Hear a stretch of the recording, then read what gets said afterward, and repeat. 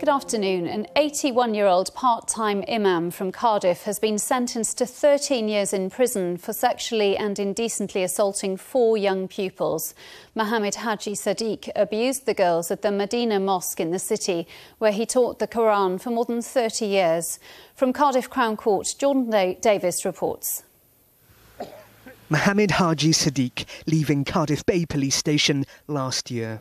Now convicted of 14 child sex offences. Today, he was sentenced to 13 years in prison.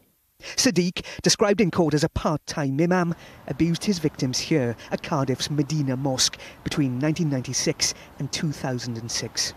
Today, the court heard one victim feared there may now be consequences for speaking out against Sadiq. Another victim said it was impossible to tell anyone what had happened because of her religion. Another victim said her family had been very supportive. Shireen Williams is from an organisation that works with Muslim women. In some families, you said something like that and your family will support you, your community will rally around you, and said actually that we have no space for the perpetrator in our social networks. But in some sections of the community, it's a case of keep quiet about it, or are you really telling the truth? Sadiq taught the Quran at the Medina Mosque for more than 30 years, but had no formal qualifications.